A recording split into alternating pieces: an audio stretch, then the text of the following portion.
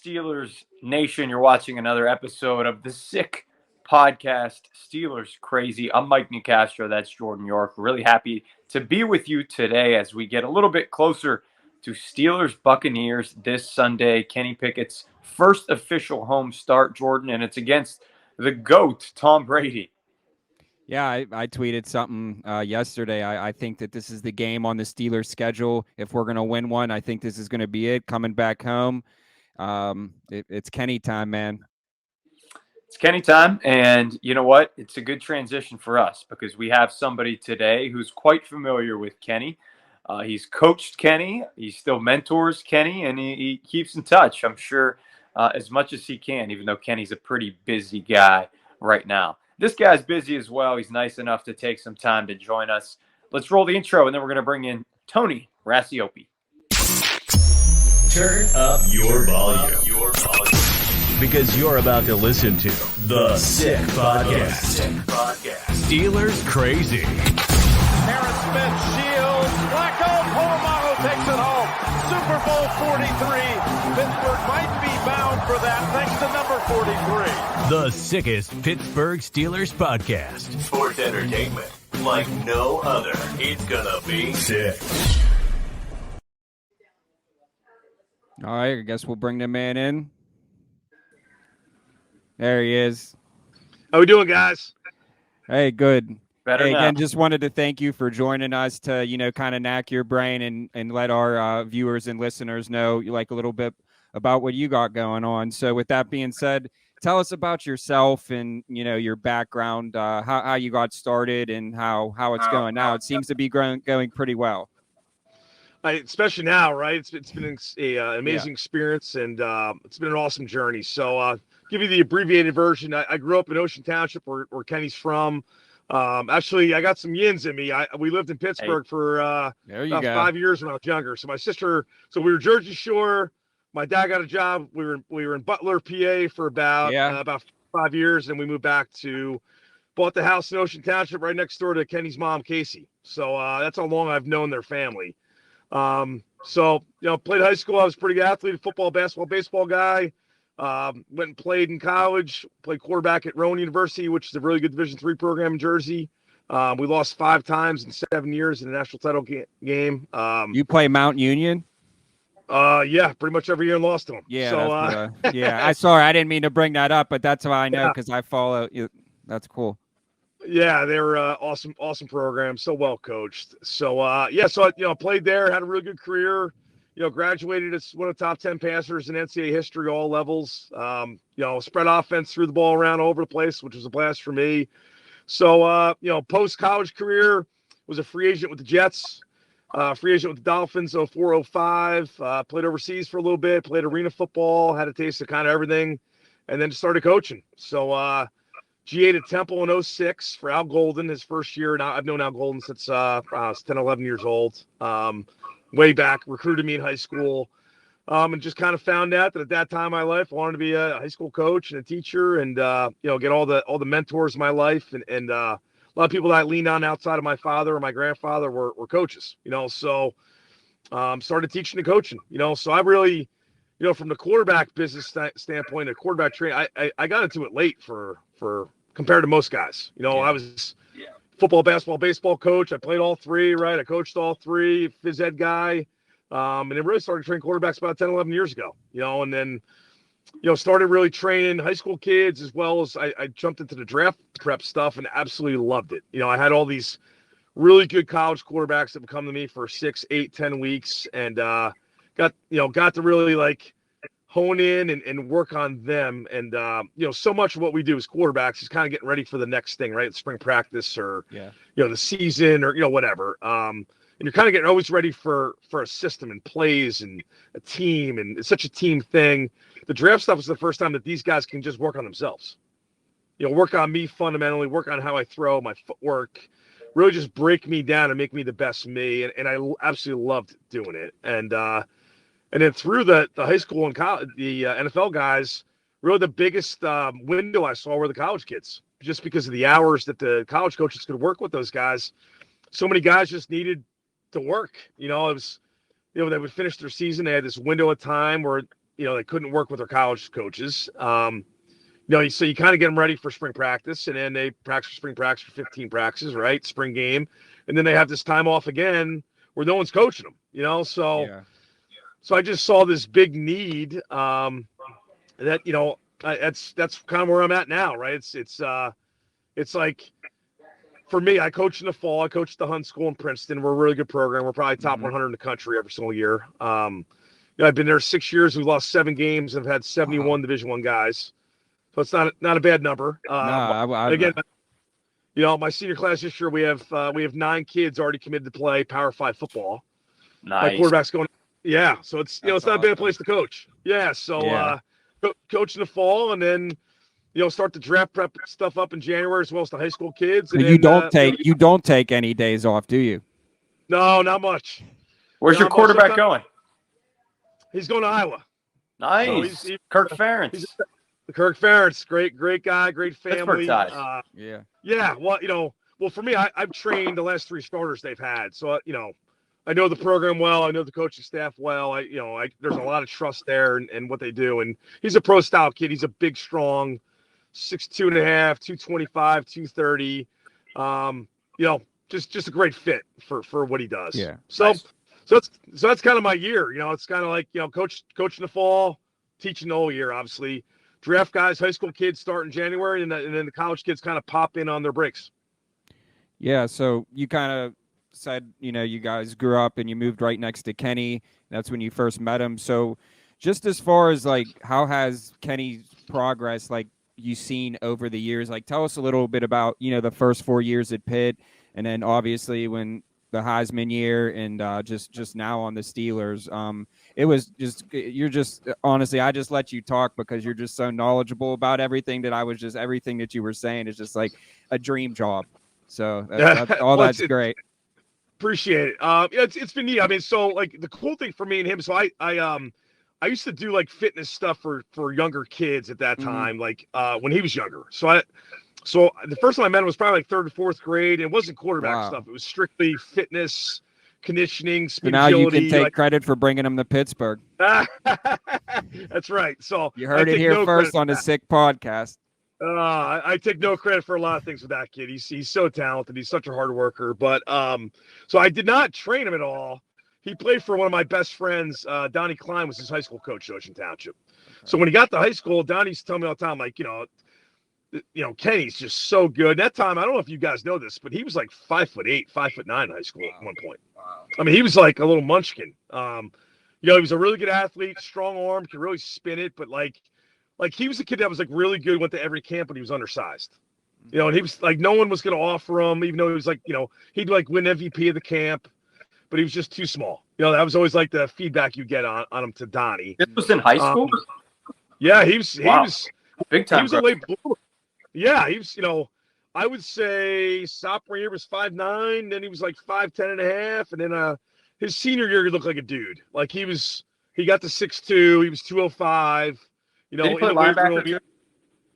Yeah, when he was younger, yeah. Yeah. I mean, Dad was an All-American Hall of Famer at Shippensburg, so it's in the family for sure. I mean, they're elite people, elite family, athletically. His mom was an awesome soccer player too, played in college.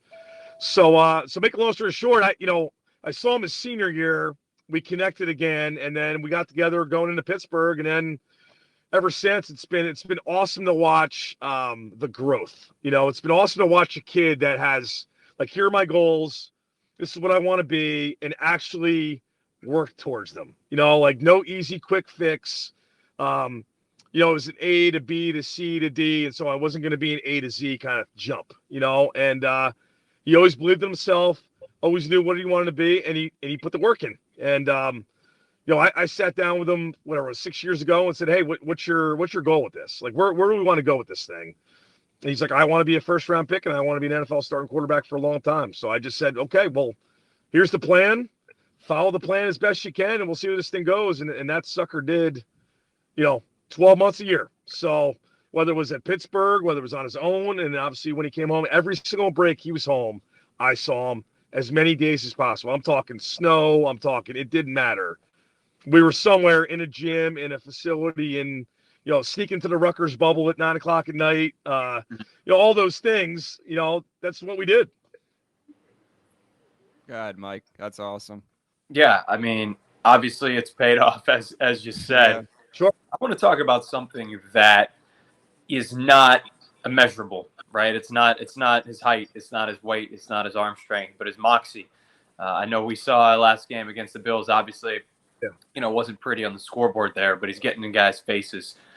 He rallied the troops, of course, against the Jets as well. And every Steeler has kind of alluded to when he comes in the game, they just feel this different energy. Have you kind of, noticed that throughout his years? He just kind of plays with a different spark. You're spot on. It's it's special. It's different. It's through the draft process, I probably talked, 13 or 14 quarterback coaches from teams, at some point, just whether it's the season or during the draft prep, just, want to know about him, want to know what I thought. Obviously, no one knows him better probably than I do. So it's, fundamentally what he's good at, what we worked on, like all those kind of questions. And I just told everybody, listen, he could throw it as good as anybody. He's a really good athlete. He's, 6'3.5", 225. He looks the part. But like his intangibles are elite. Like they are off the charts. Have never met a person like him kind of stuff. And I'll give you a quick story. I think you guys will enjoy this. So I've worked the Manning Passing Academy every summer, right? So been there 10 years. They invite the 35, 40 best quarterbacks, roughly what they think in the country there, right about the college kids. So the kids come in and they are really counselors for the high school kids. It's a high school kid camp, but the college kids will work out 3 or 4 times in between sessions with Eli, Peyton. So I'm one of the coaches that works with the college guys. I'm with Peyton every year, which is like a dream come true for a quarterback guy, right? So so we'll take a group, we'll put them through drills, right? 25 minutes, we'll switch. Our guys will jog down to Eli. Eli's group jogs down to us. So Kenny's year, so the first year Kenny came twice. So the first time I begged for him to get there, right? I text Archie Manning, and I never put guys up. I'm the guy who shows up and coaches, keeps my mouth shut, works hard, nice guy. I get to know everybody, and that's it. But I just felt like he needed to get on that stage because Jim Nagy's there from the Senior Bowl. I mean, big time. It's a place where 6 or 7 NFL GMs are there because their kids are at camp. Like it's one of those places that everybody's important. Like everybody you're going to meet, is important to something. And I just felt like that was a great stage for him. So when I tell you guys, he was probably the 40th quarterback invited out of 40 his first year. Like we laugh about it. I don't even think his picture was in like the program of like all the like they're like their college kid picture with like their suit on. Like I don't think his face was even in there. Like he was Dad Powers. Yeah, yeah, right. So like he's like, Coach, am I supposed to be here? So and I begged to get him in there, and he was like a late okay, Kenny, you're in. And the reason I tell you guys this, so it's probably about 10 minutes in, right, into like the drill stuff, and Peyton doesn't know he's my guy at all. Like Peyton has no idea. Peyton care less. So he pulls me aside and he's like, Tony, the Pickett kid from Pitt? I'm like, yeah. He goes, I love that effing kid. He's like, he just acts like a quarterback. Like there's 40 guys here that are good players, and there's USC and there's Alabama and there's Ohio State. He goes, that's the guy. Like just the way he acts, the way he carries himself, like the way everybody rallies around him. To your point, Mike, like he's like a magnet. There's you could put him in a room of 50 people and people are just going to naturally kind of gravitate to him and his personality because he just has that like intensity, but he's Joe Cool too. It's like the perfect balance of like confidence without being like a cocky, I can't stand this guy kind of attitude. He's always had that kind of balance. And so, I mean, again, it took Peyton Manning 10, 15 minutes to pick that up. And I didn't say a word. It wasn't like, hey, Peyton, what do you think of? Right. So, right. I look, and then, like, through those 4 days, it's a 4-day camp. Through those 4 days, he was the guy. Like, Joe Burrow, like, you name it was there. And Kenny was the guy. Like, everybody wanted to be around Kenny. And I saw that, and it was the same thing at the Senior Bowl. Like, watching all those guys kind of gravitate to him. And he was the only quarterback without a skill guy in the game on his team. Desmond Ridder had a couple Cincinnati guys. Carson Strong had a couple Nevada guys, like receivers and tight ends that they played with. Like Kenny didn't have any pick guys with him, but everybody kind of gravitated towards Kenny, so, And then obviously through the interview stuff, like I would talk to guys that were in the room with him, and like those guys were like, he's so far above and beyond everybody we interviewed in this process, and I'm not surprised. So it's funny, the conversation I have now with people. It's like it's been stuff I've been saying. Now it's people are like, you're right. Like I mean, you guys know, like 3 years ago in Pittsburgh, nobody thought he'd be a first round pick. Yeah, I actually golfed. They did a Pitt golf outing, and it was right before the Heisman year, and people were like talking, when he was there, and I just, no one was even bothering him, and I can't imagine, towards the end of the season, he wouldn't just be able to hang out. And like you said, every time that I met him covering Pitt, just the nicest guy, hold the door for Class you. act. Hardest worker, just always working, always the first person out on the field. And that's just I didn't believe when the Steelers when I was like, this is like, I had to like pinch myself because I'm like, is this real? So it's just this has just been awesome just to really knack your brain. I know Mike can attest to this as well. It's just you're just a good football minded dude, man. Definitely. Tell you what, the highest praise from Tony Raciopi and Peyton Manning saying that stuff about Kenny Pickett. The highest of praise there, of course, as well. I something you touched on, I'm really curious about. You mentioned that you had some conversations with NFL teams regarding Pickett off the field, his personality, obviously your relationship with him. Did you talk to the Steelers? Right. I did not, but I feel like I didn't have to. Yeah, they know. You didn't have to travel too far. No, he did not have to travel too far. But even like his pro day, I mean, everybody was there from GM to Coach Tomlin was there, like Coach Sullivan was there, like everybody. Yeah. They knew what they were getting, and I think that's why I think the coolest thing was when Mike Tomlin called him to tell them they were like, it almost sounded like Mike Tomlin choked up, like on the call. To me, that's what it sounded like, like kind of like, I can't believe we got him, like it's because like I told you, it's his physical abilities are special, but his intangibles are elite. They're off the charts. There's stuff that I've been around a lot of athletes in my life, right? I played it at a high level, not for long, but I was there and around a lot of guys, and I've coached for a long time and have been around a lot of really good players, but he's just different and all the good ways. We are rounding out here with Tony Raciopi on the Sick Podcast, Steelers Crazy. Follow us, of course, on Twitter at SickPodSteelers. All right, my last question here before we get into you telling some of the people where they can find you. Give us some dirt. You got dirt on Kenny Pickett?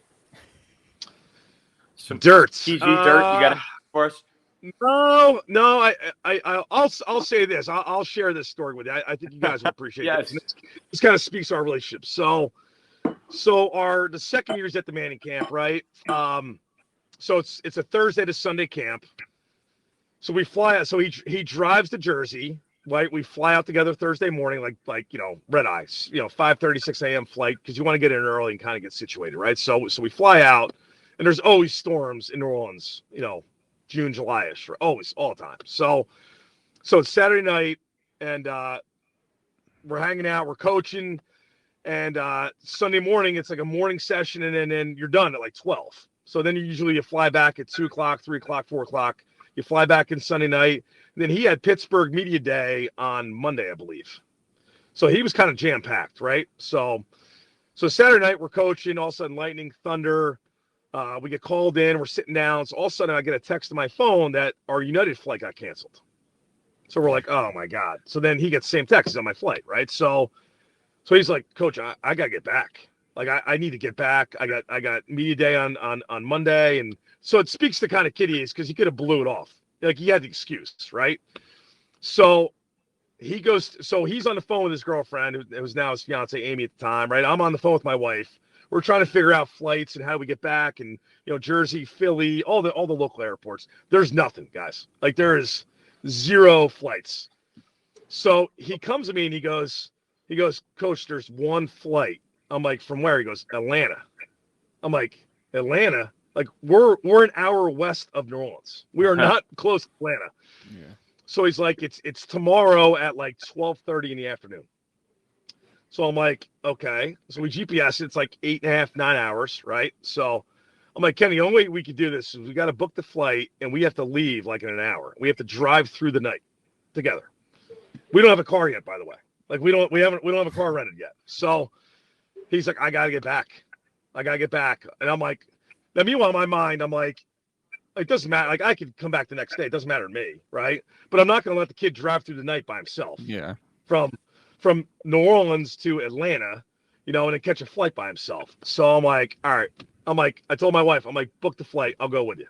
So, literally, it's like a movie, right? So it's like, it's 10 o'clock. It's a 50-minute drive to New Orleans, and the car place closes at 11. So we have literally like 5 to 7 minutes to spare, right? So we drive, we get a ride back. We walk in at like 10:53. We rent a car. The place closed at 11. We get the car. We drive 8.5 hours through the night in the middle of, Wow. you have two Jersey kids driving through, Alabama, Mississippi, the western part of Georgia. We get to Atlanta at 9:30 in the morning, exhausted. Because you've been coaching and, it's 100 degrees. You're on the field for 3 days. I mean, we are like, can't even see straight. We're so tired. Yeah. So we drop the car off. We get him on the flight. I was on like a 3:00 flight. He got on the 12:30 flight just so he can get back for ACC Media Day. But it was probably one of the best 9 hours of our relationship because we got to just hang out. Like there's no distractions. Yeah. We got, country music playing on the radio. Nobody's awake. So we're not, nobody's texting or, it was just a genuine, awesome 9 hours of just kind of talking about life. And so no dirt, but that's, I kind of told that story to people through the process of just, I enjoyed every second because that's the kind of kid he is. And that's how much I love him, so it's, it was an easy 9 hours to have no sleep and get back. Before we let you go, let's fire up this quote we have from Tony over here, Anello and Sammy. I'll read it off. Tony, he loves the city. He played his ass off there for 5 years. He's going to play his ass off there for another 12 to 15 or however long he wants. We're all rooting for 30 years over here, of course, naturally. Sure. He plays Tom Brady this Sunday. Maybe he'll get to 45, 46 in the NFL and become the new GOAT. Hey, you are the GOAT, man. Thanks so much for joining us. Thank you. About that. Out of your car. Get some hit a drive-through or something, man, on your way, and drive safe.